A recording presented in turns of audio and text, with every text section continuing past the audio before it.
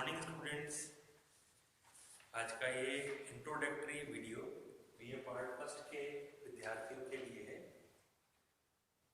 हमारा जो first paper है बीए पार्ट 1 में, इसका नाम है फाउंडेशंस ऑफ पॉलिटिकल साइंस, राजनीति विज्ञान के मूल आधार। इस पेपर में 5 यूनिट्स हैं। 100 नंबर का एक प्रश्न पत्र होता है। इसको 5 अलग अलग यूनिट्स में डिवाइड किया गया है।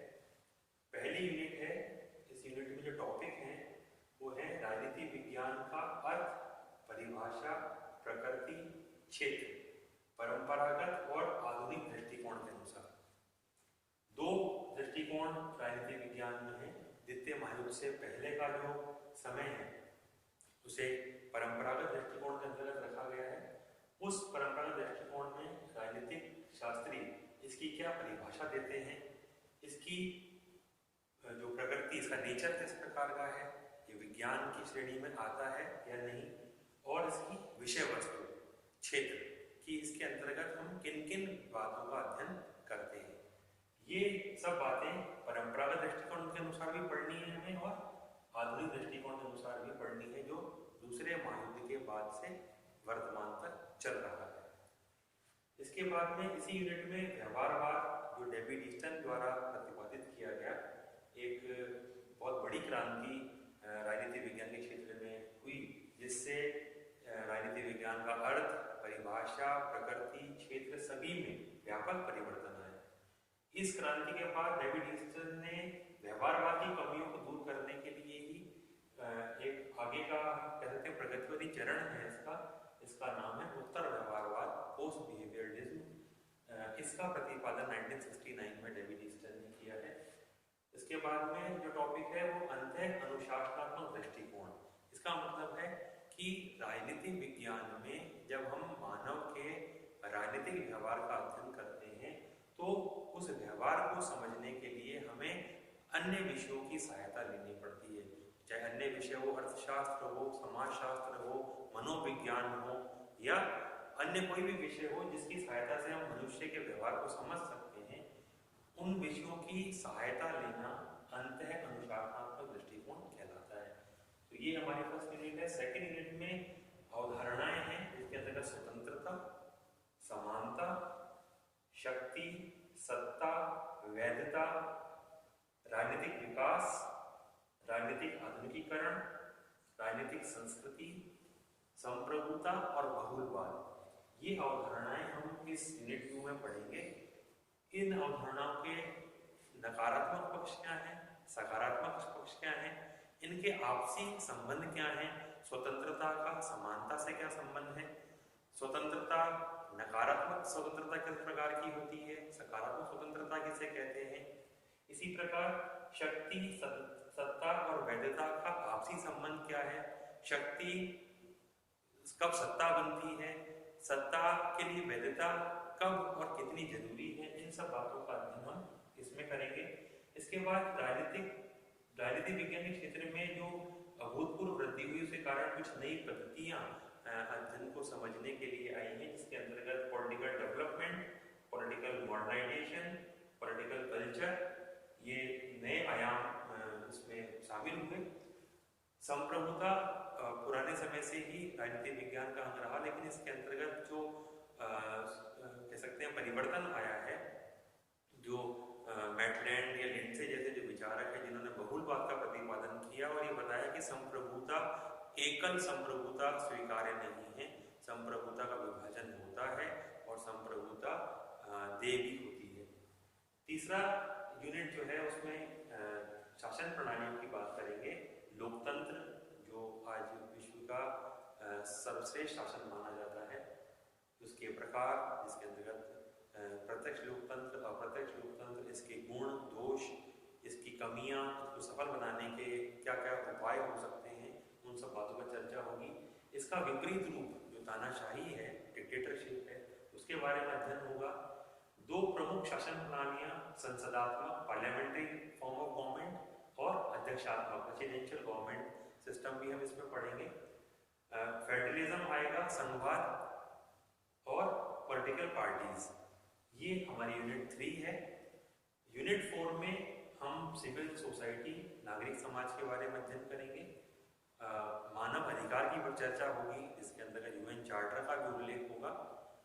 सरकार के अंग और उनके कार्य, सरकार के जो 3 प्रमुख अंग हैं, कार्यपालिका, व्यवस्थापिका, न्यायपालिका, इन तीनों के कार्य और इनकी नवीन प्रवृत्तियां जो अभी रिसेंट ट्रेंड्स हैं, किस प्रकार कार्यपालिका व्यवस्थापिका पर हावी हो रही है, व्यवस्थापिका का काम दिन पर दिन घटता चला जा रहा है, न्यायपालिका किस प्रकार अपने क्षेत्र से बाहर आकर के काम करने लगी है, इन सब बातों की चर्चा हम इसमें करेंगे। इसके साथ साथ हम मॉन्टेस्क्यू का शक्ति पृथक्करण और इसको बैलेंस करने वाला जो फॉर्मूला अमेरिका ने अपनाया, चेक एंड बैलेंस, नियंत्रण और संतुलन का सिद्धांत, वो भी हम इस यूनिट के अंतर्गत पढ़ेंगे। शक्ति पृथक्करण, जिसमें कार्यपालिका, व्यवस्थापिका, न्यायपालिका तीनों की शक्तियों को पृथक पृथक किया गया, लेकिन चूंकि ये सरकार के ही अंग हैं और सरकार कभी भी एकाकी रूप में काम नहीं कर सकती है, तीनों अंगों का आपसी तालमेल और समन्वय होना बहुत आवश्यक है। अतएव अमेरिका ने इसका एक फॉर्मूला निकाला जिसको हम चेक एंड बैलेंस कहते हैं, जिसके अंतर्गत तीनों अंग एक दूसरे से अलग भी हैं, परंतु एक दूसरे को इस प्रकार नियंत्रित करते हैं कि शासन व्यवस्था में संतुलन बना रहता है। यूनिट 5 के अंतर्गत हम राज्य की उत्पत्ति के जो सिद्धांत हैं, 2 सिद्धांतों की चर्चा हम आपके सिलेबस में की गई है। सामाजिक समझौता सिद्धांत जो हॉब्स, लॉक और रूसो 3 विचारों की तरफ प्रतिपादित हुआ है, और जो राज्य की उत्पत्ति का सर्वमान्य सिद्धांत है, विकास आदि सिद्धांत, जिसे हम ऐतिहासिक सिद्धांत भी कहते हैं, उसकी के बारे में अध्ययन इस यूनिट में करने को मिलेगा। 2 विचारधाराएं हमारे सिलेबस में हैं, उदारवाद और मार्क्सवाद। तो उदारवाद की उत्पत्ति कब कैसे हुई है, उदारवाद के लिए किस प्रकार की सर्कमस्टेंसेस चाहिए और उदारवाद कितना सफल हुआ है, उस संदर्भ में बात होगी।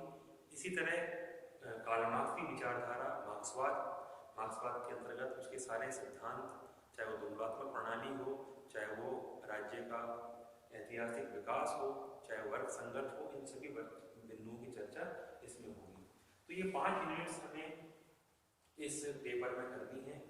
ये 100 नंबर का पेपर होता है, और इन 5 यूनिट्स में जो क्वेश्चन पेपर बनता है उसमें 3 प्रकार के प्रश्न होते हैं।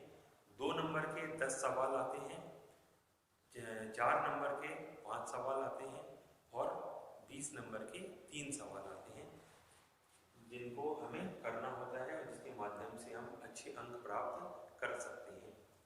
तो ये हमारा फर्स्ट पेपर है।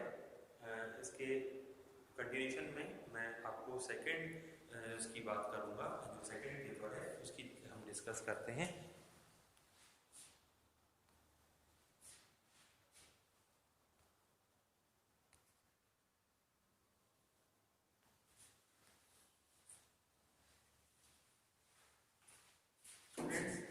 सेकंड जो हमारा पेपर है, इसका नाम है भारतीय राजनीतिक विचारक।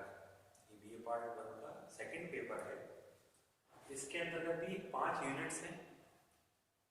फर्स्ट यूनिट में 3 विचारक हैं, मनु, शुक्र और कौटिल्य।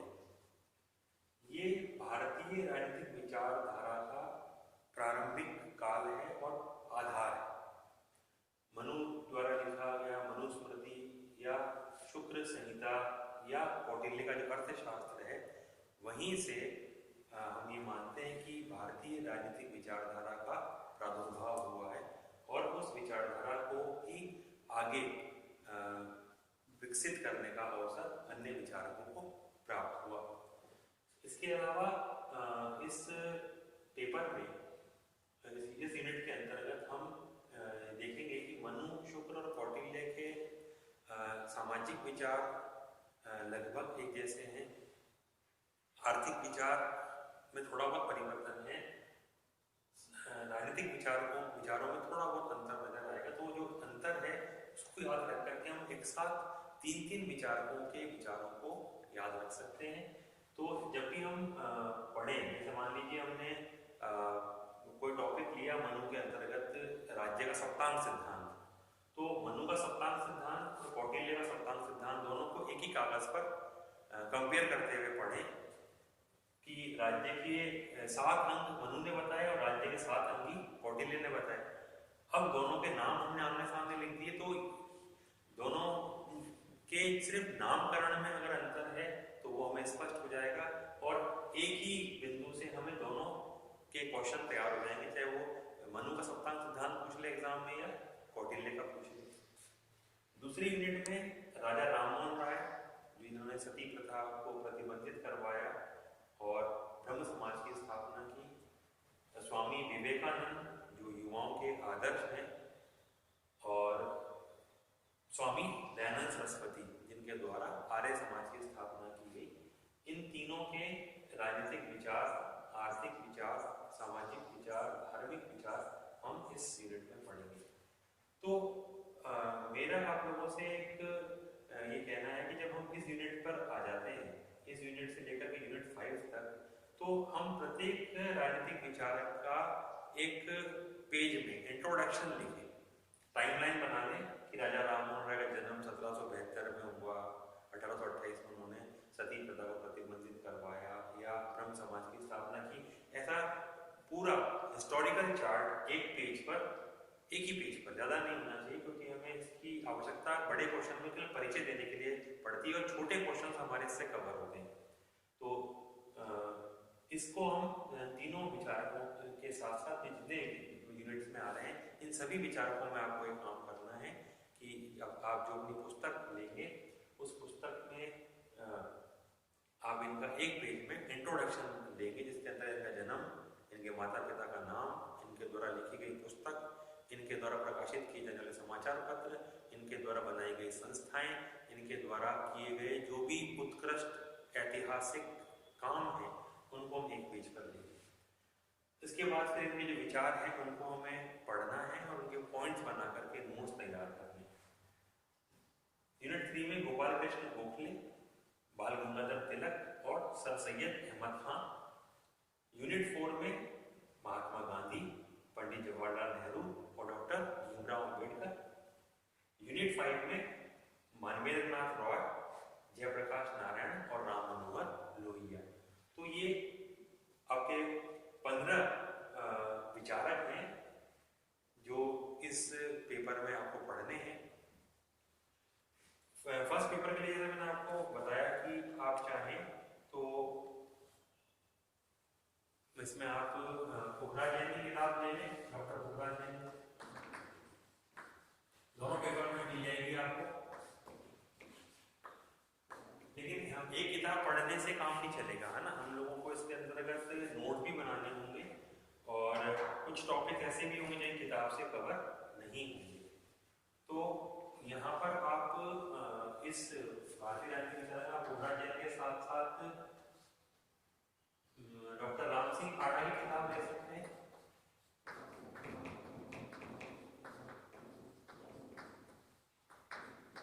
और डॉक्टर मधुकर श्याम चतुर्वेदी,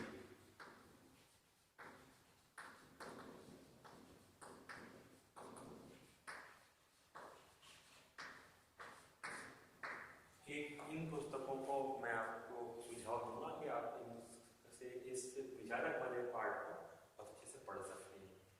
जो फर्स्ट पेपर है जिसके लिए मैंने वो पोखराज जैन का फर्स्ट पेपर के लिए ले।